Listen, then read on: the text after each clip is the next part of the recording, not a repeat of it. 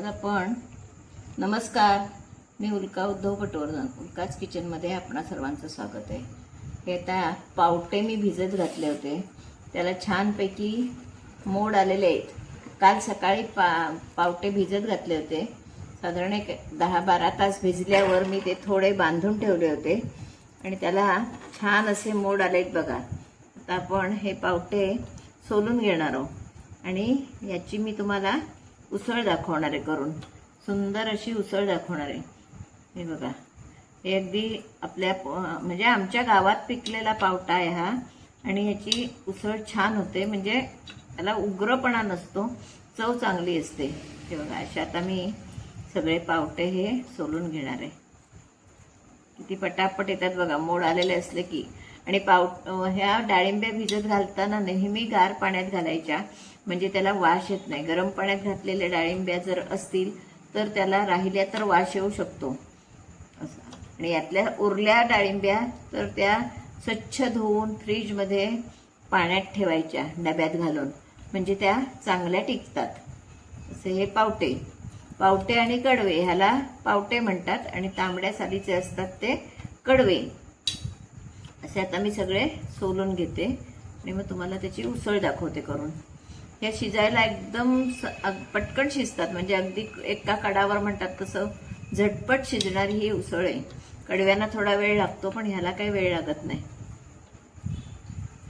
मी सोलून घेते सगळे. आपण आता या डाळिंब्यांची उसळ कशी करायची ती बघणार आहोत. अगदी साधी सोपी पद्धत आणि झटकन होणारी अशी ही उसळ आहे.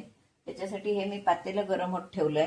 थोडासा मी एक त्याच्यात बटाटाही चिरून घातलाय, म्हणजे छान लागतो म्हणून. किंवा जर ज्याच्या घरात जास्त माणसं असतील, मग त्यावेळी कमी उसळ पडणार असेल तरी सुद्धा आपण बटाटा त्याच्यात वाढीला म्हणून घालतो. मी तर वाढीला म्हणून घातला नाहीये, पण मी दाखवण्यासाठी म्हणून तुम्हाला घातलाय. आपण आता तेल गरम होत ठेवलं. या उसळीमध्ये फार मसाले वगैरे काहीही घालायचं नाही. अगदी जिरं आणि खोबरं तिखट एवढ्यावरच ही उसळ करायची आहे.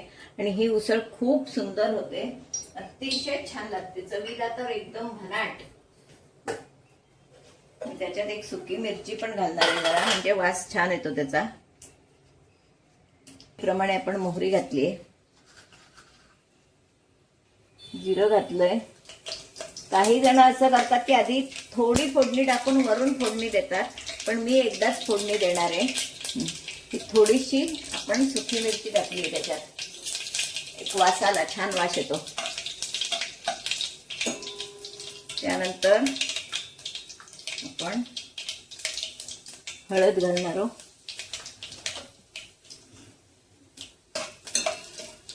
मिरची चांगली परतून घ्यायची, म्हणजे वास छान येतो. आता आपण आपल्या डाळिंब्या घालणार आहोत त्याच्यात, डाळिंबी आणि बटाटा.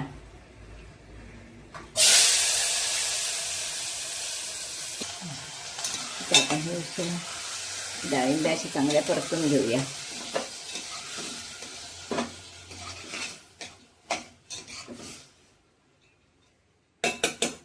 तर मी त्याच्यावर झाकण ठेवणार आहे.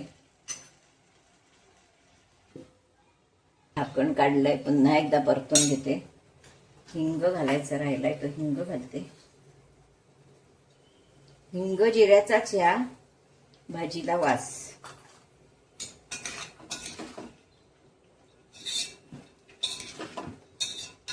हिंग जिरं घातलेलं आहे.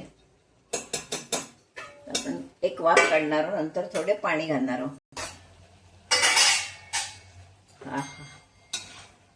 आपण छान पैकी परतून घेतली.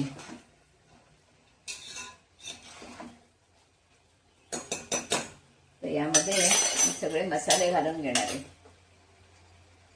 कारण ह्या पटकन शिजतात डाळिंब्या. आणि मग शिजल्यावर घालायला गेलं तर अगदीच त्याचं थोडी जिरा पावडर घातली आहे, चवीप्रमाणे मीठ, अगदी थोडासा गूळ आणि गोडा मसाला.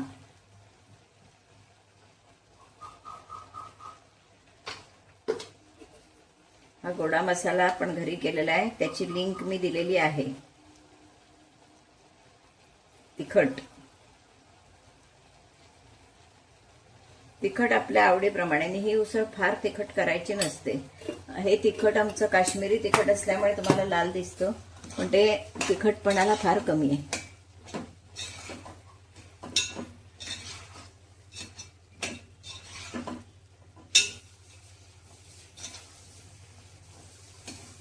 आपण एक वाफ काढून वर पाणी ओतून ठेवणार आहोत. हे बघा, आता आपली ही उसळ सगळे मसाले घालून झालेले आहेत. तर मी थोडं ओलं खोबरं पण त्याच्यात घालणार आहे. शिजताना घातलं की ते सगळीकडे व्यवस्थित लागतं.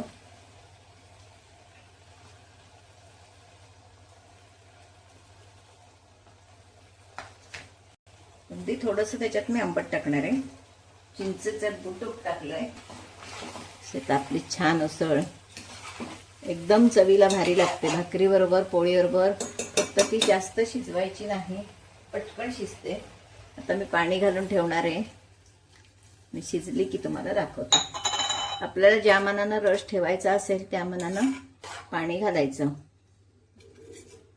जर घट्ट ग्रेव्ही आपल्याला हवी असेल तर खोबरं वाटून लावायचं. हे छानपैकी शिजवून घेऊया. मी झाकण ठेवते वर.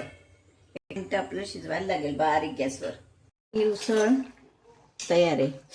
हे बघा किती छान शिजली आहे. एकदम अगदी गरगटीत करायची नाही, छान अशी. हे बघा छान शिजली. आपण हे छोट्या ह्याच्यात काढूया. अशी आपली छानपैकी पावट्याच्या डाळिंब्याची उसळ खाण्यासाठी तयार आहे. आता ही मी कशी केली, डाळिंब्या सुद्धा तुम्हाला काढलेल्या दाखवले. आता तशा डाळिंब्या काढून घ्यायच्या नंतर त्याची आपण हे अशी मनस्कृती पूर्णपणे दाखवलेली आहे. माझा व्हिडिओ पूर्णपणे बघा आणि तशी कृती करून तुम्ही उसळ करून बघा. आणि आवडली तर लाईक, शेअर, सबस्क्राईब करायला विसरू नका. समोर असलेलं बेल आयकॉन बटन दाबा, म्हणजे माझ्या येणाऱ्या नवनवीन रेसिपी